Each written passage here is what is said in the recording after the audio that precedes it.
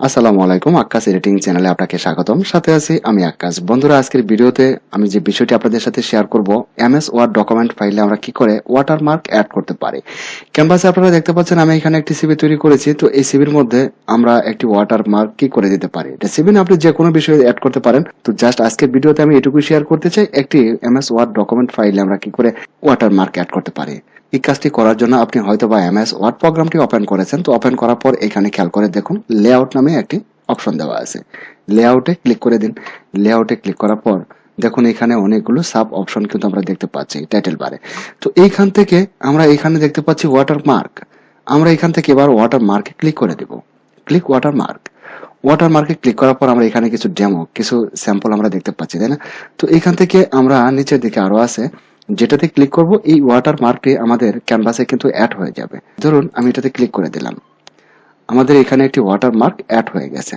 এখন যদি আমরা এই ওয়াটারমার্কটিকে আবার রিমুভ করতে চাই, তাহলে আমাদের আবারও ওয়াটারমার্কে ক্লিক করতে হবে। ক্লিক করার পর দেখুন এখানে নিচের দিকে আসুন, এখানে কিন্তু দেওয়া আছে রিমুভ ওয়াটারমার্ক। এবার যদি রিমুভ ওয়াটারমার্কে আমরা ক্লিক করে দিই, তাহলে এই ওয়াটারমার্কটি রিমুভ হয়ে যাবে।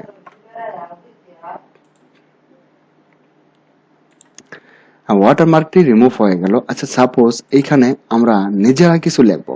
এখন দেখুন এখানে যে স্যাম্পলগুলো দেওয়া আছে, তো এইখানে আমরা যেটাতে ক্লিক করব এই লেখাগুলি কিন্তু এই পেজের মধ্যে চলে আসবে। তো এরকম ওয়াটারমার্ক আমরা চাই না, আমরা নিজেরা ওয়াটারমার্ক লিখবো।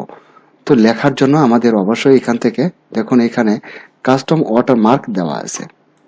কাস্টম ওয়াটারমার্কে আমরা ক্লিক করে দেব। এবার এখান থেকে কাস্টম ওয়াটারমার্কে ক্লিক করে দিন। কাস্টম ওয়াটারমার্কে ক্লিক করার পর এখানে একটি ক্যানভাস ওপেন হয়েছে। তো এইখান থেকে দেখুন, আপনি যদি এখান থেকে টেক্সট ওয়াটারমার্কে ক্লিক করে দেন, তাহলে আপনি নিজে কিছু এখানে লিখে তারপর ওয়াটারমার্ক দিতে পারবেন।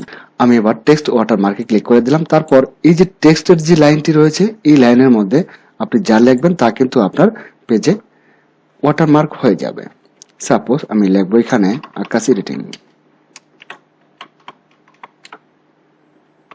আক্কাস এডিটিং লেখার পর আপনি যদি এটার কোনো কালার দিতে চান, ফ্রন্ট কালার দিতে চান, তাহলে এখান থেকে কালারটিকে আপনি চেঞ্জ করে নিতে পারেন। তারপর আপনি এখান থেকে যে কোনো একটি ফ্রন্টও চেঞ্জ করতে পারেন। আচ্ছা, আমি এটার কালার সাপোজ আমি এখান থেকে রেড কালার করে দিলাম। ওকে। সাপোজ এটা দেখার জন্য দেখুন আক্কাস এডিটিং নামে একটা ওয়াটারমার্ক আমরা এখানে দিতে পেরেছি। তো ধরুন ওয়াটারমার্কটিকে আমি রিমুভ করে দিলাম। রিমুভ করার পর আমি আরেকটি বিষয় শেয়ার করি। ধরুন এটার মধ্যে আমরা যদি কোনো ছবি অ্যাড করতে চাই, তো ছবি অ্যাড করার জন্য আমাদের সেমভাবেই কাস্টম ওয়াটারমার্কে যেতে হবে। কাস্টম ওয়াটারমার্কে যাওয়ার পর আমরা এখানে দেখতে পাচ্ছি পিকচার ওয়াটারমার্ক, তাই না? এবার এখান থেকে পিকচার ওয়াটারমার্কে ক্লিক করে দিন। পিকচার ওয়াটারমার্কে ক্লিক করার পর এখানে আরেকটি অপশন এনাবেল হয়ে গেছে। এবার আমরা সিলেক্ট পিকচারে ক্লিক করে দিব। Select picture. তারপর ধরুন আমি ডেস্কটপ থেকে কোন একটি ছবি নিতে চাই, আমি ডেস্কটপটিকে সিলেক্ট করে দিলাম। ডেস্কটপ সিলেক্ট করার পর ডেস্কটপ থেকে একটি ছবি সিলেক্ট করব, সাপোজ এটা। এখান থেকে ইনসার্টে ক্লিক করে দিন। ইনসার্টে ক্লিক করার পর এখন যদি ওকে দেই, তাহলে কিন্তু যে ছবিটা সিলেক্ট করেছি এই ছবিটা এখানে বসে যাবে। তো এখানে আরেকটি বিষয় দেখুন, এখানে দেওয়া আছে কিন্তু এটা হলো স্কেল দেওয়া আছে অটো।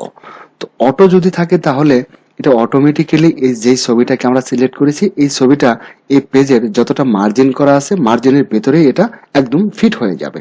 আবার যদি আপনি এটাকে কিছুটা ছোট করতে চান, তাহলে আপনি এখানে 500%, 200%, 150%, 100% এবং অনলি 50%।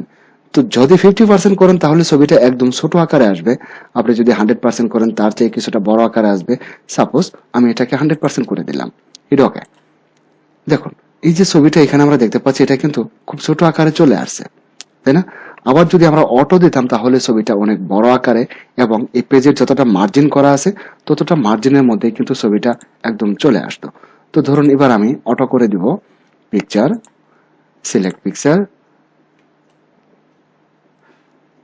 কোনটা দিয়েছিলাম, হ্যাঁ মোটো পাত্র, ইনসার্ট। আচ্ছা, তারপর এবার অটো করা আছে, এটা ওকে। দেখুন এবার কিন্তু সম্পূর্ণ পেজ জুড়েই এই ছবিটা কিন্তু চলে আসছে। দেখুন এখানে একটা ছবি, আবার এদিকে আরো একটি ছবি আমরা দেখতে পাচ্ছি, তাই না? তো সম্পূর্ণ পেজ জুড়েই কিন্তু এখন এই ছবিটা দেওয়া আছে।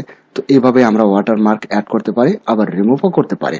বন্ধুরা, শেষ করবো আজকের ভিডিও। পরিশেষে আপনাদের সুস্বাস্থ্য এবং নেক হায়াত দানের প্রার্থনা মহান রাব্বুল আলামিনের দরবারে রেখে ভিডিওটি এখানেই শেষ করছি। আল্লাহ হাফেজ।